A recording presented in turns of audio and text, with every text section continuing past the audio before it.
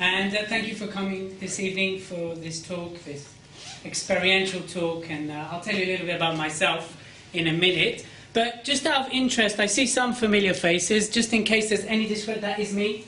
Just to confirm I am Elliot, and that's a picture of me. And just who here has experienced experiential training or coaching? I see some familiar faces. Who's experienced it directly with me? Who's experienced it with someone else? Okay, good. Excellent. So you might know a couple of the exercises. So my name's Elliot Kay, and I am the coach with the hat. That is true. That is the brand, is the coach with the hat. And how I became coach with the hat is by accident or on purpose. Depends all on your belief system. I'm aware that I'm surrounded by coaches, so it's all about your belief system. So is there coincidence? Is there not? This is how it happened.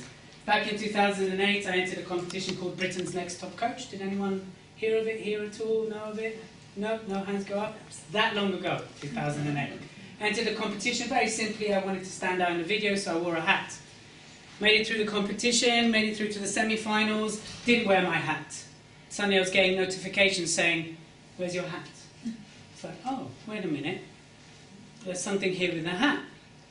Made it through to the final, and I themed it, Coaching with Hats by Elliot Kay. It's cheesy, I know. It's okay, you can go, that's cheesy. It was. Flicked the hat on, did the final. I came third in Britain's Next Top Coach, which was great.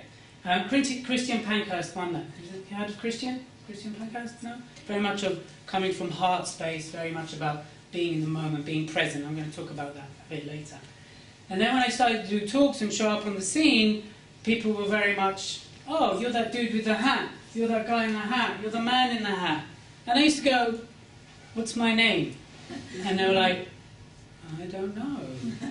So I picked up my phone to my business partner, who's still my business partner, and I said, "There's something here with the coach with a hat. I really think we should rebrand and call ourselves the coach with a hat." He's like, "Okay, let's do it." So since then, I have become the coach with a hat, and what we found is it does something quite interesting, because what do you associate to the coach with a hat? Let's have some shout-outs. What do you associate to the coach with a hat? Cat in the hat, but you knew the answer. The tongue. Automatic response. So yes, we found that more and more people associate coach in the hat with a cat in the hat, which is a nice icebreaker, and so that way people are, so intimidated or so skeptical. They're like, "Oh, it's the dude in the hat," and it gave us kind of a friendly approach. But now my job is to add value, because otherwise it's a very bad gimmick. Who would agree with that much? Absolutely. So that's what I set myself up. So what happened? In 2010, moving into 2011, I've released 2 books. I've been in the industry for over 17 years now, collected 10 years in corporate, 7 years as a coach. And I came back 2010, 2011, a broken man. I was in Australia. Anyone been to Australia?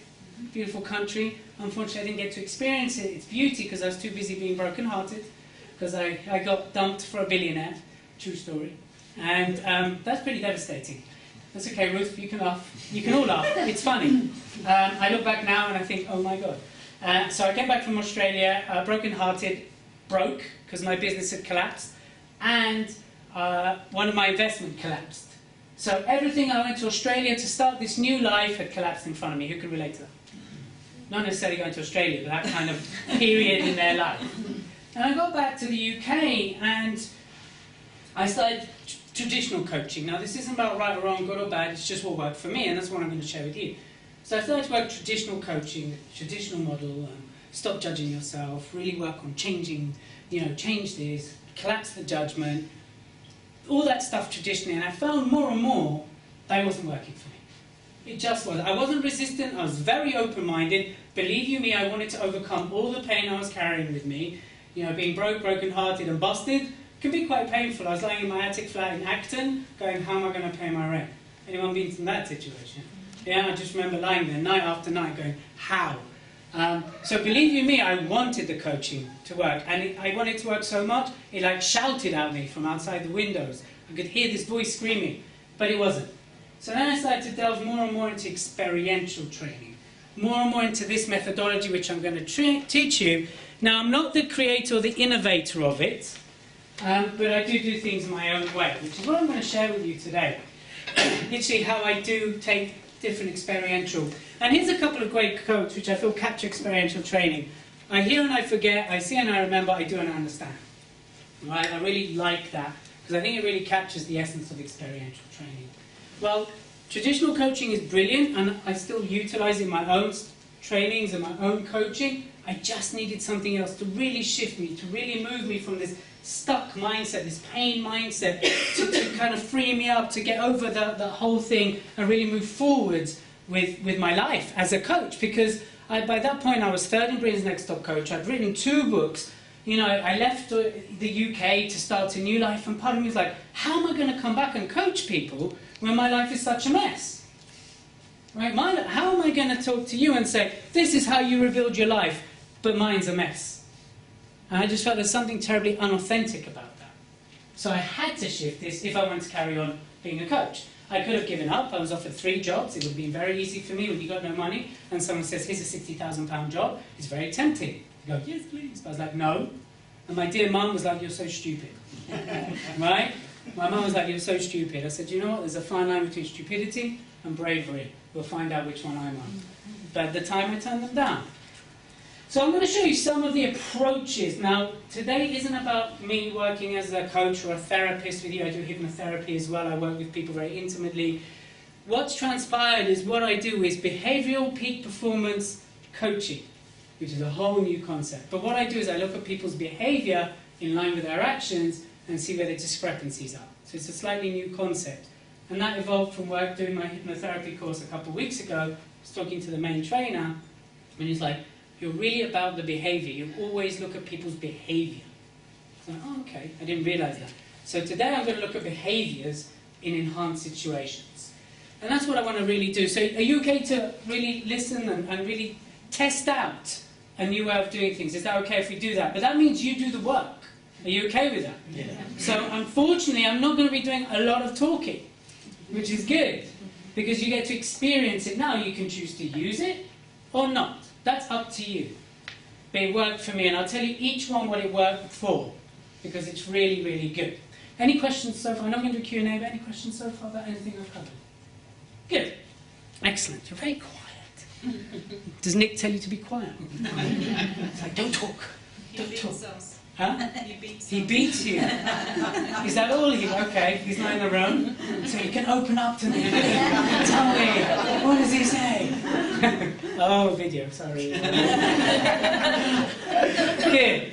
So here's a very simple activity that, again, the guy I've worked very closely with to help me develop this is incredible.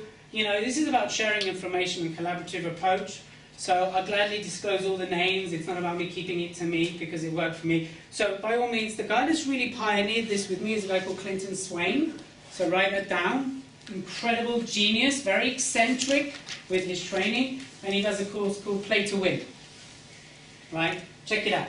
Great guy, genius, very eccentric, all experiential. Anyone heard of Clinton? You've been, I know you've been. I have a feeling the same hands are going to go up. Yeah? Nice weather today. Right? So Clinton's the guy that's really worked very closely with me to really pioneer these processes. So the first process I'm going to show you is based on his process. How many of you love stories? By show of hands. Awesome, great. Because now you get to tell each other a story, right? Very simple. You're going to tell each other a story. So in a minute, I'm going to ask you to stand up. You're going to get into pairs. And we can spread out. It's not about not coming near the stage. And you're going to tell each other a story. Are you all aware of Jack and the Beanstalk? Adrian? Mm-hmm. Yeah? Who's not aware of it? Please be very honest. Okay. Shrek? You know the story of Shrek? Yeah? You'll see the story is pretty irrelevant in the grand scheme of a very confused face. Okay? She's like, I hate telling stories. Right? But you will like it now. Won't you? Coaches in the room know what I'm doing there. Okay, so you're just going to tell each other a story, but here's what's going to happen. And I'll do a demonstration. At any given moment, you can use the word change. Just at any given moment, you can use the word change. Which means you go back on the last sentence, and you change that last sentence, as if someone had rubbed it out, and you have to come up with a whole new sentence. And I'll explain the thinking behind each one as we go along. Yeah? So, okay. Just thinking. I'll do a demonstration. Now, I would highly suggest that you use your whole body. I know you've done this recently. Use your whole body to tell the story, and there's a reason for that too. So, what story should I tell? Should we go for Snow White? No, which one's the one with the bears? Goldilocks. Goldilocks. Right, Goldilocks. Okay, we'll go with Goldilocks. I'll be Goldilocks. So, and you can shout change at any given time. So just so you know, it's spontaneous. This isn't planned. There's no one's planned in the audience. Yeah? But one request, please don't go change, change, change, change. Give me the time to go back and deliver the sentence, because you'll find someone just goes change, change, change, and you really don't get a chance to deliver. All right? So anyone can shout change at any time. I'll do a couple minutes. All you're doing is 2 minutes. You're not going back to like, in the beginning there was a flower, and the flower grew, and then there were petals. No, not then. Yeah, it's quick. So, shall I start? You want me to start? Yes. Okay, here we go. So there was Goldilocks with her long, blonde hair, walking through the forest, looking at the flowers. Change. Looking at the nails on the floor. She's thinking, this is a forest, why are there nails there? And she touched one and she cut her finger. And then she's like, oh my God, I'm bleeding. Change. And from her finger came a head. And it was like, oh my God, there's a head in my hand. That's kind of weird. I better keep my journey back to this. I better find a house that I can actually get rid of, maybe get rid of this head. I don't want to find a house at all. I want to find a motorbike. And the motorbike is going to drive me to the hospital to check this head out that's just everywhere. And so I'm going to find this motorbike, and as I'm looking for this motorbike, maybe something incredible will happen to me, but I've only got one hand because this is a head, so I'm not quite sure. This isn't a head anymore. In fact, it's a Mac. And Macs can do whatever they want. So in fact, I'm going to type into this Mac, and voila, with my 3D printer, generate. Change. I won't generate anything. In fact, I'm just going to carry on and go look for that house I wanted to look at the beginning. I'm just going to walk along, and I'm going to find my way, because I'm really hungry right now. And oh, there's a house. It's a big house. And I open the door. I step through, and I see a table. On each table there is 3 bowls of porridge. Change. There's 3 buckets of KFC. And I'm a vegan. And I don't eat this food. So I'm not quite sure. I was hungry. Maybe they have some lettuce in the fridge. No, empty fridge, loads of beer. Stella's, I don't drink. Okay, maybe I'm a bit tired right now. Don't go up the stairs. Anyways, do you see get the point? Yep. I'll explain everything afterwards. My whole thing is, you get what you put in. So you give this 100%, you end up a little sweaty like me, that's okay. You know? But really give this a go, and I'll explain everything around that. And what you would typically use it for as a coach. Is that okay? So if you just want to find a partner, please stand up and find a partner. I'll tell you when to start, because I'm going to time it. Okay. So, let's talk about that as a method. What did we take from that? What did we learn? What are we thinking about that methodology? About simple storytelling using the word change. Have some shout-outs. It's creative. It's creative. What else? Spontaneity. Spontaneity, yeah. It's disruptive. It's disruptive, yes. Makes you think on the spot. Makes you think on the spot. Focus. Huh? Focus. Focus, yeah. What else? Fully alive. Fun. Fully alive. Fully alive. Fully alive. And it sort of doesn't matter. Doesn't matter if you're going to come out with a load of rubbish. True. No, absolutely. My story was a load of... And I think it's also the perception. The person hearing the story didn't know what is the original story anyway. So when Right. you change, it's sort of a change. As the teller's perspective, the person hearing it didn't know anyway. Good. So make this better. Yeah, what else? Anything else? There's always another way. There's another way, yeah. Permission to change the story. Permission? Yeah, great, at the back. I think it's also very important to know, like the way that we change the story, it's very important to know how to change our emotions. Mm-hmm. So it's more like, let's say if you feel very sad, so it's very useful to change it just like that. Just the way where we were changing the story, it's just very useful sometimes from being very sad to change it to being happy. Yeah, and we've got to remember it's a process. It's very hard to go from really down, depressed to happy like that. But yeah, it's a good start, and the more you utilise the word change, absolutely. Anything else from that as a methodology? And we'll start to associate that to coaching now, yeah. I think you're both present at the moment because neither of you have any expectations. Present, you're in the moment. Changing perspective. Changing perspective. Going with the flow. Going with the flow, yeah. Being creative. Listening, being creative, absolutely. Good. So, what's your association now to the word change? It's what you make it. For some of you, huh? It's what you make it. Right, so right now, if I ask you, what do you think of when you think of change? Most of you say fun, spontaneous, creative. So could you see with a client that's quite stubborn how you could introduce this and how you can reframe change? Right? And it's a very powerful state changer. Absolutely, change your state, I agree. But also in terms of an association to change. So it wasn't about making a fool out of you and making you look really silly by telling us that. That's not the point of this. Because you can utilize change at any moment. Now what you can also do as a methodology is you gain permission from your client to call them change at any time where they're saying something disempowering. So it's a pattern interrupt and it's disruptive to their thought. So from a cognitive point of view, eventually, and I'll talk about some work of Donald Mickenbaum in a minute, you're disrupting the thought pattern by going change. Change. Now some of you are quite stubborn with your storytelling, I know that. So you'll keep going on the same path. But if you say change enough times, eventually you're like, who got to blank? Wouldn't that be a good thing if a client's really struggling, they get to blank? That you will omit a lot of the excuses and the story from the situation? And you go, change. And they're like, yeah, but they really mean change. Well, neutral's a good place to get a client to start rebuilding. So as a methodology, using the change technique, which is very simple. And can you see, if I said, look, I'm going to show you a way to disrupt patterns and use the word change.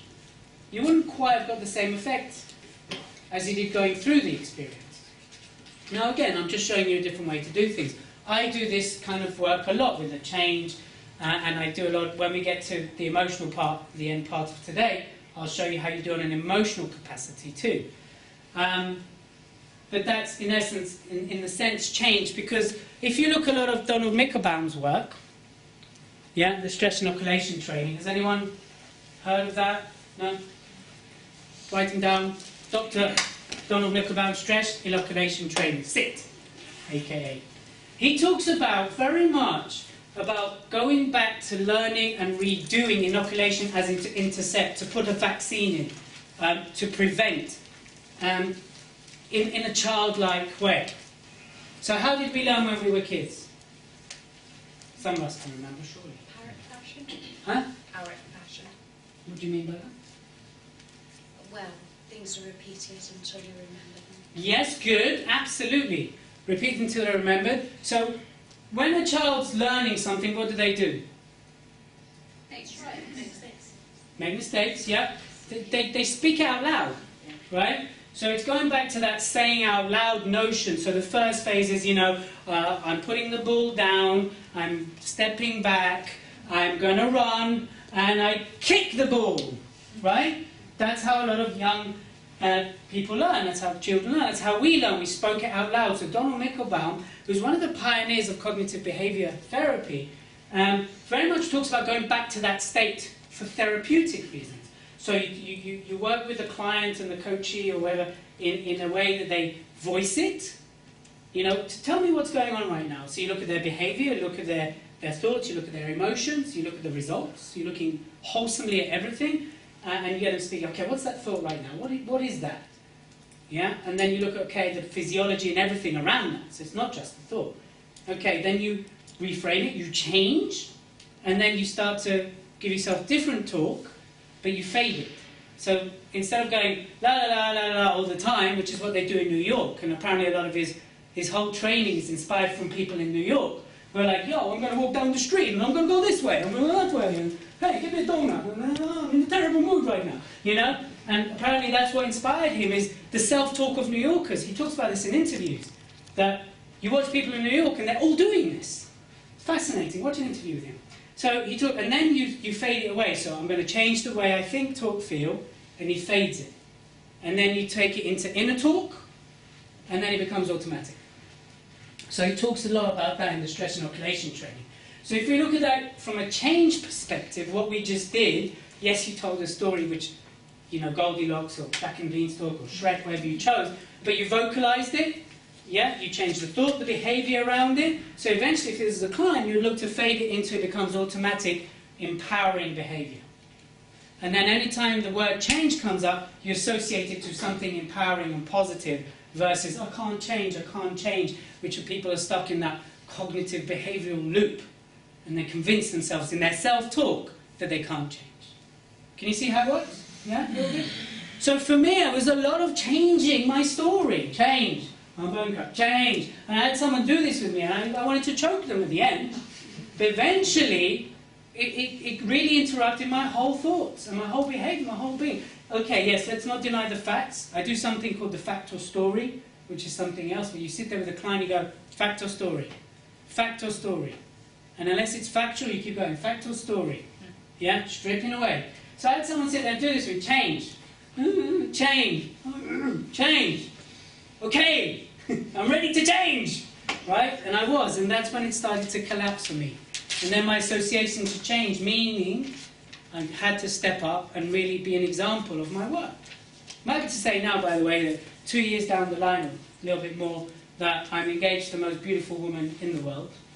I'm very biased. And I have turned the business round, which is now a 6-figure turnover business. And we're growing, Power to Succeed is growing, there's lots happening. So it worked for me. And for those who've sat through my room, you've heard this story. But it worked for me. Because it wasn't a thought process, it was a doing process. You know, Sarbin talks a lot about acting as if, right? Who's a hypnotherapist? Sarbin, S-A-R-B-I-N. Acting as if, being in the moment. Really, the Gestalt is all about in the moment, in the present moment. What's the experience? And I think more and more coaching could go much more into that in the moment coaching experience. But, and I don't know how any of you work, so this is just my take, versus a sit-down coaching session. The more, in my model, you can get up, get them as if, the more power for me you will have. And it's really worked for me. So that's in a sense how you utilize the change or a pattern. It doesn't have to be change. I worked this summer, with over 400 youth at the Youth Leadership Festival, which was amazing. And they do the trust exercise, you know, from like 5 feet up, and then you go trusting, right? They fall back and they're caught, and lots of interventions with them because obviously they're high, they're falling backwards. And, you know, some of them it was trusting, and some of them shouted, do I have permission to shouted F it, right? So the word's not important as much as the association to the word. So if someone doesn't resonate with change, you can find a different word. But that's very much based on sort of the Michelbaum model of speaking out loud, remastering it, then fading it till it's automatic. So really interesting guy, he's very funny as well. I highly suggest you check out.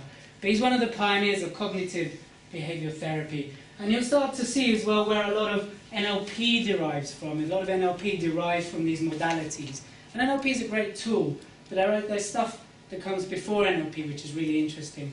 I do, at my Power to Succeed, I do this whole process with chairs. And people are always like, oh, that's NLP. Well, actually it's not, it's Gestalt. It comes what they call the empty chair, where you use the chair to vent, to process, whatever you want it to be. And, you know, and I think a lot of people can get stuck in the NLP modality, and there's a whole range that came before it, which I'm going to talk about as well in a minute. So it's keeping that open mind that there are various different ways to get your clients to a result. So I use some experiential, and that's just the way I do things. Do I sometimes do the whole sit down, close your eyes, hypnotherapy? Yes, I do. But it's what works for them, not what I prefer. So if they're really, really bad with this, I'll take them through the rehearsal of it. Okay, picture yourself and say out loud what's going on, and then you move them through the process. Yeah? Some would say that's old school. I'm okay with that. It might be, but it works. Yeah? So that's the change, and that's sort of based a lot on what I feel on Mickenbaum's modality